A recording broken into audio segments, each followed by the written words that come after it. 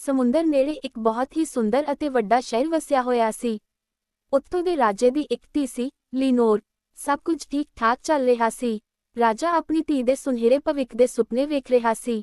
ਉਹ ਚਾਹੁੰਦਾ ਸੀ ਕਿ ਦੁਨੀਆ ਦੀ ਹਰੇਕ ਖੁਸ਼ੀ ਲੀਨੋਰ ਨੂੰ ਮਿਲ ਜਾਵੇ ਅਤੇ ਇਹ ਸਾਰਾ ਕੁਝ ਇੰਨਾ ਔਖਾ ਵੀ ਨਹੀਂ ਸੀ ਕਿਉਂਕਿ ਰਾਜੇ ਦੇ ਖਜ਼ਾਨੇ ਵਿੱਚ ਇੰਨਾ ਧਨ ਸੀ ਕਿ ਹਰ ਸ਼ੈ ਖਰੀਦੀ ਜਾ ਸਕਦੀ ਸੀ। ਰਾਜਕੁਮਾਰੀ ਲੀਨੋਰ ਜਿਵੇਂ ਹੀ ਕਿਸੇ ਸ਼ੈ ਦੀ ਮੰਗ ਕਰਦੀ, ਰਾਜਾ ਤੁਰੰਤ ਉਹ ਰਾਜਕੁਮਾਰੀ ਲਈ ਹਾਜ਼ਰ ਕਰ ਦਿੰਦਾ।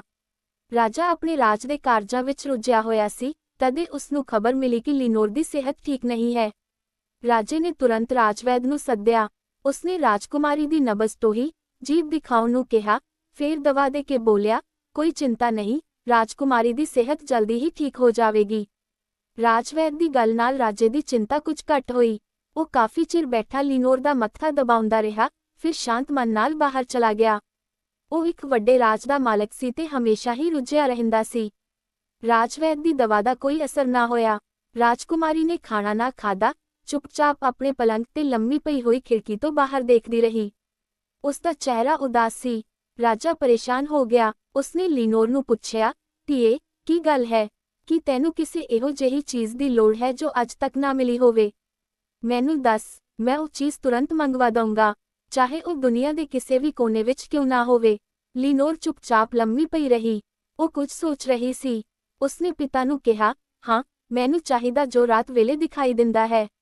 ਰਾਜਾ ਕੁਝ ਨਾ ਸਮਝ ਸਕਿਆ। ਉਹ ਸੋਚ ਕੇ ਪਰੇਸ਼ਾਨ ਹੋ ਗਿਆ। ਰਾਤ ਹੋਈ, ਉਹ ਲੀਨੋਰ ਦੇ ਕੋਲ ਗਿਆ ਤੇ ਬੋਲਿਆ, ਬੇਟੀ, ਦੱਸ ਤਾਂ ਸਹੀ ਉਹ ਕਿਹੜੀ ਚੀਜ਼ ਹੈ? ਲੀਨੋਰ ਨੇ ਖੁੱਲੀ ਖਿੜਕੀ 'ਚੋਂ ਦਿਖਾਈ ਦੇਣ ਵਾਲੇ ਚੰਦ ਵੱਲ ਇਸ਼ਾਰਾ ਕਰਕੇ ਕਿਹਾ, ਮੈਨੂੰ ਚੰਦ ਚਾਹੀਦਾ। ਰਾਜੇ ਨੇ ਕਾਲੇ ਆਕਾਸ਼ ਵਿੱਚ ਚਮਕਦੇ ਚੰਦ ਨੂੰ ਟਿਕਟਿਕੀ ਲਾ ਕੇ ਲਗਾਤਾਰ ਦੇਖਿਆ ਅਤੇ ਦੇਰ ਤੱਕ ਦੇਖਦਾ ਰਿਹਾ। ਫਿਰ ਲੀਨੋਰ ਨੂੰ ਕਹਿਣ ਲੱਗਿਆ, ਬੇਟੀ, ਮੈਂ ਤੇਰੇ ਲਈ ਛੇਤੀ ਹੀ ਚੰਦ ਮੰਗਵਾ ਦਊਂਗਾ। ਮੇਰੇ ਮੰਤਰੀ ਅਤੇ ਦਰਬਾਰੀ ਬੜੇ ਚਤੁਰ ਹਨ। ਰਾਜ ਵਿੱਚ ਇੱਕ ਨਾਲੋਂ ਵੱਧ ਕੇ ਵਿਦਵਾਨ ਅਤੇ ਜਾਦੂਗਰ ਹਨ। ਛੇਤੀ ਹੀ ਤੇਰੀ ਇੱਛਾ ਪੂਰੀ ਹੋ ਜਾਵੇਗੀ। ਹੁਣ ਚਿੰਤਾ ਛੱਡ ਅਤੇ ਆਰਾਮ ਨਾਲ ਸੌਂ ਜਾ। ਉਸਨੂੰ ਭਰੋਸਾ ਸੀ ਕਿ ਚੰਦ ਛੇਤੀ ਹੀ ਉਸਨੂੰ ਮਿਲ ਜਾਏਗਾ। ਉਸਨੇ ਅੱਖਾਂ ਮੀਚ ਲਈਆਂ ਅਤੇ ਨੀਂਦ ਨੇ ਉਸਨੂੰ ਆਪਣੀ ਗੋਦੀ ਵਿੱਚ ਲੈ ਲਿਆ, ਪਰ ਉਸ ਰਾਤ ਰਾਜੇ ਨੂੰ ਨੀਂਦ ਨਹੀਂ ਆਈ। ਉਹ ਸੋਚਦਾ ਰਿਹਾ ਕਿ ਧੀ ਦੇ ਲਈ ਆਕਾਸ਼ ਦੇ ਚੰਦ ਨੂੰ ਧਰਤੀ ਤੇ ਕਿਵੇਂ ਲਿਆਂਦਾ ਜਾ ਸਕਦਾ ਹੈ। ਉਸਨੇ ਤੁਰੰਤ ਮੰਤਰੀ ਨੂੰ ਸੱਦਾ ਘੱਲਿਆ, ਜੋ ਹਫ਼ਤਾ ਆਇਆ। ਉਹ ਡਰ ਰਿਹਾ ਸੀ ਕਿ ਰਾਜੇ ਨੇ ਮੈਨੂੰ ਅੱਧੀ ਰਾਤ ਨੂੰ ਕਿਉਂ ਸੱਦਿਆ। ਇਹੋ ਜਿਹਾ ਪਹਿਲਾਂ ਕਦੀ ਨਹੀਂ ਹੋਇਆ ਸੀ। ਰਾਜੇ ਨੇ ਕਿਹਾ, ਮੰਤਰੀ ਜੀ, ਰਾਜਕੁਮਾਰੀ ਨੂੰ ਚੰਦ ਚਾਹੀਦਾ, ਤੁਰੰਤ ਲਿਆਉਣ ਦਾ ਪ੍ਰਬੰਧ ਕਰੋ। ਐਨੀ ਗੱਲ ਸੁਣ ਕੇ ਮੰਤਰੀ ਦੇ ਹੋਸ਼ ਗੁੰਮ ਹੋ ਗਏ। ਉਹ ਸੋਚਣ ਲੱਗਿਆ, ਆਖਰ ਇਹ ਕਿਹੋ ਜਿਹੀ ਮੰਗ ਹੈ? ਅੱਜ ਤੱਕ ਉਸਨੇ ਰਾਜੇ ਦੀ ਹਰੇਕ ਮੰਗ ਨੂੰ ਪੂਰਾ ਕੀਤਾ ਸੀ, ਫਿਰ ਚਾਹੇ ਉਹ ਕਿੰਨੀ ਵੀ ਮੁਸ਼ਕਲ ਅਤੇ ਬੇਹੂਦੀ ਕਿਉਂ ਨਾ ਹੋਵੇ। ਉਸਨੇ ਡਰਦੇ ਨੇ ਕਿਹਾ, ਮਹਾਰਾਜ, ਚੰਦ ਮਿਲਣਾ ਬਹੁਤ ਮੁਸ਼ਕਲ ਹੈ ਕਿਉਂਕਿ ਉਹ ਧਰਤੀ ਤੋਂ ਬਹੁਤ ਦੂਰ ਹੈ। ਧਰਤੀ ਤੋਂ ਆਕਾਸ਼ ਦੀ ਯਾਤਰਾ ਅੱਜ ਤੱਕ ਕਿਸੇ ਨੇ ਨਹੀਂ ਕੀਤੀ। ਅੱਜ ਜ਼ਿੰਦਗੀ ਵਿੱਚ ਪਹਿਲੀ ਵਾਰ ਮੈਨੂੰ ਕਹਿਣਾ ਪੈ ਰਿਹਾ ਹੈ ਕਿ ਇਹ ਕੰਮ ਮੁਸ਼ਕਲ ਹੀ ਨਹੀਂ, ਅਸੰਭਵ ਹੈ। ਰਾਜੇ ਨੇ ਕਿਸੇ ਦੇ ਮੂੰਹ 'ਚੋਂ ਨਾ ਨਹੀਂ ਸੁਣੀ ਸੀ। ਉਸਨੇ ਗੁੱਸੇ ਵਿੱਚ ਕਿਹਾ, ਮੂਰਖ, ਨਾ ਸਮਝ, ਹੁਣੇ ਨਿਕਲ ਜਾ ਇੱਥੋਂ ਅਤੇ ਰਾਜ ਦੇ ਬੁੱਧੀਮਾਨ ਦਰਬਾਰੀ ਨੂੰ ਭੇਜ ਦੇ। ਬੁੱਧੀਮਾਨ ਦਰਬਾਰੀ ਦਾ ਇੱਕ ਖਾਸ ਅਹੁਦਾ ਸੀ ਜਿਸ ਨੂੰ ਹਰ ਕੋਈ ਆਦਰ ਦੀ ਨਜ਼ਰ ਨਾਲ ਦੇਖਦਾ ਸੀ। ਬੁੱਧੀਮਾਨ ਦਰਬਾਰੀ ਨੂੰ ਮੰਤਰੀ ਨੇ ਪਹਿਲਾਂ ਹੀ ਪੂਰੀ ਗੱਲ ਦੱਸ ਦਿੱਤੀ ਸੀ। ਰਾਜੇ ਦੀ ਮੰਗ ਸੁਣ ਕੇ ਉਹ ਕੁਝ ਦੇਰ ਤੱਕ ਸੋਚਦਾ ਰਿਹਾ, ਫਿਰ ਬੋਲਿਆ, ਇਸ ਧਰਤੀ ਤੇ ਇਹੋ ਜਿਹੀ ਕੋਈ ਚੀਜ਼ ਨਹੀਂ ਜੋ ਮੈਂ ਤੁਹਾਡੇ ਮੰਗਣ ਤੇ ਲਿਆ ਕੇ ਨਾ ਦਿੱਤੀ ਹੋਵੇ, ਪਰ ਚੰਦ ਤਾਂ ਆਕਾਸ਼ ਵਿੱਚ ਤੈਰਦਾ ਹੈ। ਇਸ ਤੋਂ ਪਹਿਲਾਂ ਕਿਸੇ ਨੇ ਧਰਤੀ ਤੇ ਚੰਦ ਦੀ ਮੰਗ ਨਹੀਂ ਕੀਤੀ ਹੈ, ਫਿਰ ਅੱਜ? ਰਾਜੇ ਨੇ ਉਸ ਦੀ ਗੱਲ ਨੂੰ ਟੋਕਦਿਆਂ ਕਿਹਾ, ਮੇਰੀ ਧੀ ਨੂੰ ਚੰਦ ਚਾਹੀਦਾ। ਉਸ ਦੀ ਮੰਗ ਹਰ ਹਾਲ ਵਿੱਚ ਪੂਰੀ ਹੋਣੀ ਚਾਹੀਦੀ ਹੈ। ਮਹਾਰਾਜ, ਚੰਦ ਧਰਤੀ ਤੋਂ ਹਜ਼ਾਰਾਂ ਮੀਲ ਦੂਰ ਹੈ। ਉਸ ਨੂੰ ਧਰਤੀ ਤੇ ਨਹੀਂ ਲਿਆਂਦਾ ਜਾ ਸਕਦਾ। ਇਹ ਕਹਿਣ ਦੇ ਲਈ ਤੁਸੀਂ ਮੈਨੂੰ ਜੋ ਵੀ ਸਜ਼ਾ ਦੇਵੋਗੇ, ਉਹ ਮੈਨੂੰ ਕਬੂਲ ਹੈ, ਪਰ ਇਹ ਗੱਲ ਅਸੰਭਵ ਹੈ। ਰਾਜੇ ਨੇ ਬੁੱਧੀਮਾਨ ਦਰਬਾਰੀ ਨੂੰ ਵੀ ਕਮਰੇ 'ਚੋਂ ਭਜਾ ਦਿੱਤਾ। ਉਹ ਸੋਚ ਰਿਹਾ ਸੀ ਕਿ ਸੱਚਮੁੱਚ ਇਹਨਾਂ ਲੋਕਾਂ ਦੀ ਗੱਲ ਸਹੀ ਹੈ ਕਿ ਚੰਦ ਨੂੰ ਧਰਤੀ ਤੇ ਨਹੀਂ ਲਿਆਂਦਾ ਜਾ ਸਕਦਾ। ਤਦ ਰਾਜਕੁਮਾਰੀ ਦੀ ਮੰਗ ਪੂਰੀ ਕਰਨ ਦਾ ਹੋਰ ਕਿਹੜਾ ਉਪਾਅ ਹੈ? ਖਿੜਕੀ 'ਚੋਂ ਆਕਾਸ਼ ਵਿੱਚ ਚਮਕਦਾ ਚੰਦ ਦਿਖਾਈ ਦੇ ਰਿਹਾ ਸੀ। ਚਾਣਚੱਕ ਉਸਨੂੰ ਦਰਬਾਰ ਦਾ ਮਸਖਰਾ ਯਾਦ ਆਇਆ। ਮਸਖਰਾ ਆਪਣੀਆਂ ਲੱਛੇਦਾਰ ਗੱਲਾਂ ਨਾਲ ਰਾਜੇ ਦਾ ਮਨ ਖੁਸ਼ ਕਰਿਆ ਕਰਦਾ ਸੀ। ਰਾਜਾ ਖੁਸ਼ ਹੋ ਕੇ ਉਸਨੂੰ ਅਕਸਰ ਇਨਾਮ ਦਿਆ ਕਰਦਾ ਸੀ। ਇਸ ਨਾਲ ਰਾਜ ਦੇ ਵੱਡੇ ਅਧਿਕਾਰੀ ਮਸਖਰੇ ਨਾਲ ਈਰਖਾ ਕਰਦੇ ਸਨ। ਮਸਖਰਾ ਸੱਚਮੁੱਚ ਹੀ ਵਿਦਵਾਨ ਸੀ। ਰਾਜੇ ਨੇ ਉਸਨੂੰ ਸੱਦਾ ਘੱਲਿਆ। ਮਸਖਰਾ ਆਇਆ ਅਤੇ ਰਾਜੇ ਨੂੰ ਨਮਸਕਾਰ ਕਰਕੇ ਚੁੱਪ ਖੜ੍ਹਾ ਹੋ ਗਿਆ। ਉਸਨੂੰ ਪਤਾ ਸੀ ਕਿ ਰਾਜਾ ਕੀ ਕਹੇਗਾ। ਰਾਜੇ ਨੇ ਉਸਨੂੰ ਦੱਸ ਦਿੱਤਾ ਕਿ ਮੰਤਰੀ ਅਤੇ ਬੁੱਧੀਮਾਨ ਦਰਬਾਰੀ ਨੇ ਕੀ ਕਿਹਾ ਸੀ। ਮਸਖਰਾ ਬੋਲਿਆ, ਮਹਾਰਾਜ, ਉਹ ਵਿਦਵਾਨ ਅਤੇ ਬੁੱਧੀਮਾਨ ਲੋਕ ਹਨ। ਚੰਦ ਦੇ ਬਾਰੇ ਵਿੱਚ ਉਹਨਾਂ ਲੋਕਾਂ ਨੇ ਜੋ ਕੁਝ ਕਿਹਾ ਹੈ, ਉਹ ਸਹੀ ਹੀ ਹੋਣਾ ਚਾਹੀਦਾ। ਇਹ ਬਿਲਕੁਲ ਸੱਚ ਹੈ ਕਿ ਚੰਦ ਧਰਤੀ ਤੋਂ ਲੱਖਾਂ ਮੀਲ ਦੂਰ ਆਕਾਸ਼ ਵਿੱਚ ਹੈ, ਬਹੁਤ ਵੱਡਾ ਹੈ, ਪਰ ਸਾਨੂੰ ਇਹ ਪਤਾ ਕਰਨਾ ਹੋਵੇਗਾ ਕਿ ਚੰਦ ਦੇ ਬਾਰੇ ਵਿੱਚ ਰਾਜਕੁਮਾਰੀ ਜੀ ਦੇ ਕੀ ਵਿਚਾਰ ਹਨ। ਜੇ ਅਸੀਂ ਇਹ ਜਾਣ ਸਕੀਏ ਤਾਂ ਸ਼ਾਇਦ ਕੋਈ ਗੱਲ ਬਣ ਜਾਵੇ। ਬਈ ਵਾਹ, ਇਹ ਗੱਲ ਤਾਂ ਮੈਂ ਕਦੀ ਸੋਚੀ ਹੀ ਨਹੀਂ, ਰਾਜੇ ਨੇ ਕਿਹਾ। ਮਸਖਰਾ ਬੋਲਿਆ, ਮੈਂ ਰਾਜਕੁਮਾਰੀ ਜੀ ਦੇ ਕੋਲ ਜਾ ਕੇ ਚੰਦ ਦੇ ਬਾਰੇ ਗੱਲ ਕਰਦਾ ਹਾਂ। ਮਸਖਰਾ ਰਾਜਕੁਮਾਰੀ ਲੀਨੋਰ ਦੇ ਕੋਲ ਗਿਆ। ਉਸਨੂੰ ਦੇਖਦੇ ਹੀ ਲੀਨੋਰ ਨੇ ਪੁੱਛਿਆ ਕਿ ਤੁਸੀਂ ਚੰਦ ਲੈ ਕੇ ਆਏ ਹੋ? ਅਜੇ ਤਾਂ ਨਹੀਂ ਲਿਆਇਆ, ਪਰ ਛੇਤੀ ਹੀ ਲੈ ਆਉਂਗਾ, ਮਸਖਰੇ ਨੇ ਕਿਹਾ। ਫਿਰ ਉਸਨੇ ਰਾਜਕੁਮਾਰੀ ਨੂੰ ਕਿਹਾ ਕਿ ਇਹ ਤਾਂ ਦੱਸੋ, ਚੰਦ ਕਿੰਨਾ ਵੱਡਾ ਹੈ? ਰਾਜਕੁਮਾਰੀ ਮੁਸਕਰਾਈ, ਆਪਣੇ ਅੰਗੂਠੇ ਦਾ ਨਹੁੰ ਦਿਖਾ ਕੇ ਬੋਲੀ, ਇਸ ਨਹੁੰ ਨਾਲੋਂ ਥੋੜਾ ਛੋਟਾ ਹੈ ਚੰਦ, ਕਿਉਂਕਿ ਜਦ ਮੈਂ ਅੰਗੂਠੇ ਨੂੰ ਅੱਖ ਦੇ ਸਾਹਮਣੇ ਕਰਦੀ ਹੈ ਤਾਂ ਚੰਦ ਛਿਪ ਜਾਂਦਾ ਹੈ।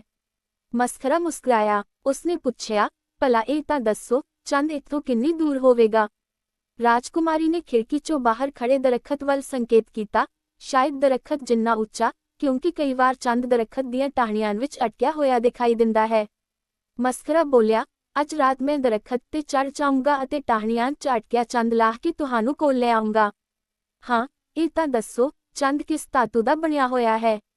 ਸੋਨੇ ਦਾ ਬਣਿਆ ਹੈ ਚੰਦ, ਲੀਨੋਰ ਨੇ ਕਿਹਾ। ਮਸਖਰਾ ਅਗਲੇ ਦਿਨ ਇੱਕ ਸੁਨਿਆਰੇ ਕੋਲ ਗਿਆ ਅਤੇ ਉਸਨੂੰ ਸੋਨੇ ਦਾ ਛੋਟਾ ਜਿਹਾ ਚੰਦ ਬਣਾਉਣ ਨੂੰ ਕਿਹਾ।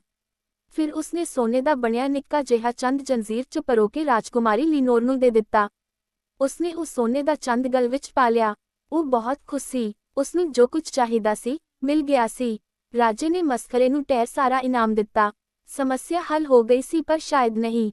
ਰਾਜੇ ਨੂੰ ਪਤਾ ਸੀ ਕਿ ਰਾਤ ਨੂੰ ਜਦ ਚੰਦ ਆਕਾਸ਼ ਵਿੱਚ ਚਮਕੇਗਾ ਤਾਂ ਰਾਜਕੁਮਾਰੀ ਸਮਝ ਜਾਵੇਗੀ ਕਿ ਉਸਦੇ ਗਲ ਵਿੱਚ ਪਿਆ ਸੋਨੇ ਦਾ ਚੰਦ ਨਕਲੀ ਹੈ ਅਤੇ ਉਹ ਫਿਰ ਬਿਮਾਰ ਹੋ ਜਾਵੇਗੀ। ਰਾਜੇ ਨੇ ਮੰਤਰੀ ਤੋਂ ਉਪਾਅ ਪੁੱਛਿਆ ਤਾਂ ਉਹ ਬੋਲਿਆ, ਸਾਨੂੰ ਰਾਜਕੁਮਾਰੀ ਲਈ ਕਾਲੇ ਸ਼ੀਸ਼ੇ ਵਾਲੀ ਐਨਕ ਬਣਵਾਉਣੀ ਚਾਹੀਦੀ ਹਨ। ਤੁਸੀਂ ਉਸਨੂੰ ਕਹਿ ਸਕਦੇ ਹੋ ਕਿ ਰਾਤ ਨੂੰ ਕਾਲੇ ਸ਼ੀਸ਼ੇ ਵਾਲੀ ਐਨਕ ਪਹਿਨਣਾ ਅੱਖਾਂ ਦੇ ਲਈ ਚੰਗੀ ਹੈ।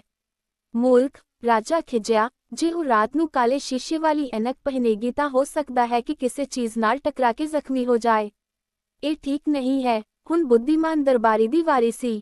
ਉਸਨੇ ਸੁਝਾਅ ਦਿੱਤਾ, ਮਹਾਰਾਜ, ਸਾਨੂੰ ਰਾਜਕੁਮਾਰੀ ਦੇ ਸਾਹਮਣੇ ਵਾਲੇ ਦਰੱਖਤਾਂ ਅਤੇ ਝਾੜੀਆਂ ਨੂੰ ਕਾਲੇ ਤੰਬੂ ਨਾਲ ਢੱਕ ਦੇਣਾ ਚਾਹੀਦਾ ਤਾਂ ਕਿ ਰਾਜਕੁਮਾਰੀ ਜੀ ਆਕਾਸ਼ ਵਿੱਚ ਚੰਦ ਵੱਲ ਦੇਖ ਹੀ ਨਾ ਸਕਣ।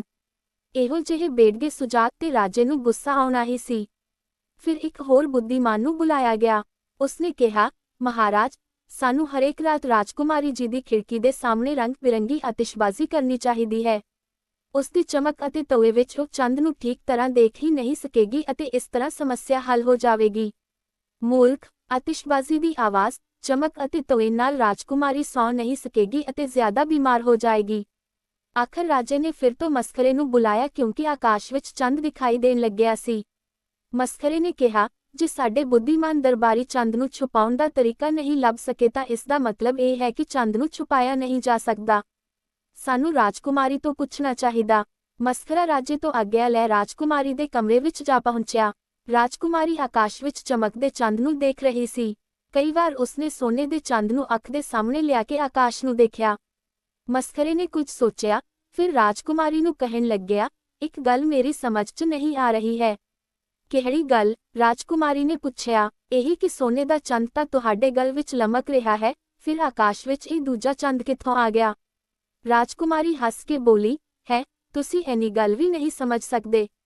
ਦੇਖੋ, ਜਦ ਮੇਰਾ ਕੋਈ ਦੰਦ ਟੁੱਟਦਾ ਹੈ ਤਾਂ ਉਸ ਦੀ ਥਾਂ ਨਵਾਂ ਦੰਦ ਆਪਣੇ ਆਪ ਆ ਜਾਂਦਾ ਹੈ।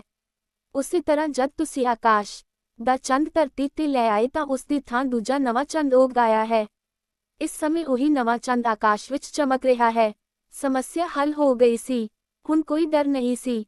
ਆਕਾਸ਼ ਦਾ ਪੁਰਾਣਾ ਚੰਦ ਰਾਜਕੁਮਾਰੀ ਲੀਨੋਰ ਦੇ ਗਲ ਵਿੱਚ ਜ਼ੰਜੀਰ ਨਾਲ ਲਮਕ ਰਿਹਾ ਸੀ ਅਤੇ ਉਸ ਦੀ ਜਗ੍ਹਾ ਆਕਾਸ਼ ਵਿੱਚ ਨਵਾਂ ਚੰਦ ਉੱਗ ਆਇਆ ਸੀ। ਉਹ ਸੱਚਮੁੱਚ ਚਮਕ ਰਿਹਾ ਸੀ। ਹੁਣ ਰਾਜਕੁਮਾਰੀ ਸ਼ਾਂਤੀ ਨਾਲ ਸੌਂ ਰਹੀ ਸੀ।